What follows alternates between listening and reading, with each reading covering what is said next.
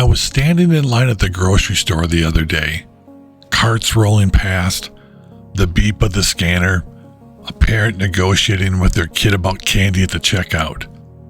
Then these two guys were standing in front of me talking about a deal.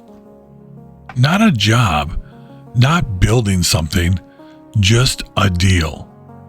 One of them leaned in and said something that caught my ear. He said, "Man, everybody's hustling now." The other guy laughed and said, "Yeah, the trick is making sure you're the one doing the hustling." Then they both laughed. And standing there with my cart, it hit me. More and more, it feels like everyone is either on a hustle or in a hustle. This is MT Promises to You.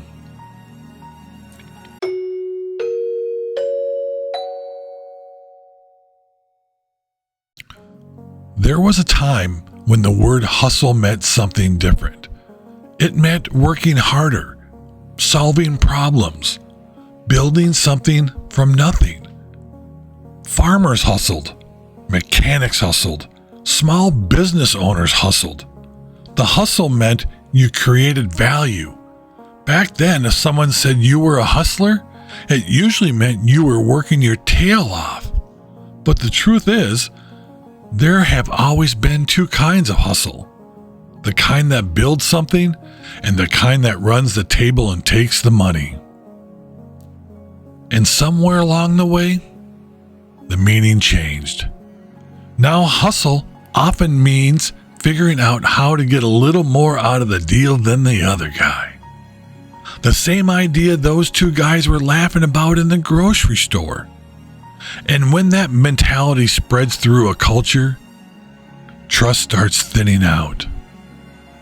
Part of the reason is something modern culture rewards more and more. Performance dominance. Loud confidence beats quiet competence. Mocking beats debating. Humiliation beats persuasion. Winning the moment beats building trust. Social media didn't invent that instinct, but it definitely poured gasoline on it. Because the algorithm doesn't reward the calm adult in the room. It rewards the person who interrupts, dominates the conversation, and produces outrage. Bullying behavior performs very well in the attention economy, so people start copying it. And then a few days later, I was watching a video clip online. Two people debating something. Didn't even matter what the topic was. What mattered was the reaction. The moment one of them mocked the other, the audience exploded, clapping, laughing, cheering. Not because a point had been proven, but because someone won the moment. And then I noticed something in the comments. People weren't talking about the idea. They were talking about who dominated the exchange. Who embarrassed who? Who owned the other person? And that's when I thought back to the grocery store line. Everybody's hustling now. Because when a culture starts rewarding dominance like that, it slowly teaches everyone the same lesson. If you don't hustle first, someone else will. Which is strange. Because for most of history, strength looked very different. Manners were actually a signal of power. And being calm, controlled, respectful, that said something simple. I'm secure enough that I don't need to dominate the room. I mean, think about the old archetypes. The quiet war hero, the respected coach, the grandfather who didn't need to raise his voice. Strength used to be restrained. Now strength is often portrayed as aggression, confrontation, unapologetic rudeness, less statesmanship, and more professional wrestling. And historically, this pattern shows up again and again. Societies tend to swing between two modes. Civilization mode, where there's manners, institutions, restraint, and dominance mode, power displays, blunt speech, tribal loyalty. When people begin losing trust in institutions, they often start rewarding dominance personalities. The thinking goes something like this: polite people got us into this mess. We need someone who fights.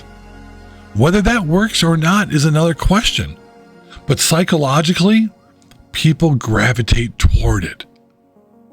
The real cost is what happens when dominance becomes the social norm. It spreads everywhere, not just politics. You see it in customer service, in classrooms, in road rage, in workplaces. If humiliation becomes entertainment, people slowly start treating disrespect like a normal tool, and that erodes something subtle, but incredibly important: mutual dignity. But there's something else happening too, a quiet countercurrent. A lot of people are getting tired of the constant aggression. You see a growing appreciation for calm leaders, long conversations, respectful disagreement, thoughtful voices. It just doesn't trend as fast online.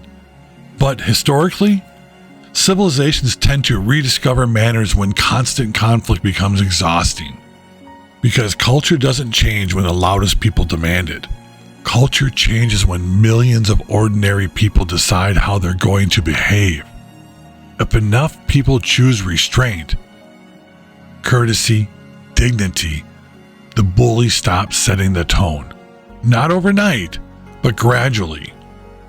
And maybe that's the real danger, not the hustlers themselves, but the moment a culture begins to assume that everything is a hustle. Because once people believe that, they stop building, they stop protecting themselves, they start extracting. And slowly, a society of builders becomes a society of hustlers, where everyone is either running a hustle or trying not to be one getting hustled. I am MT. This is Empty Promises to You, because I'm done with all the empty promises to you.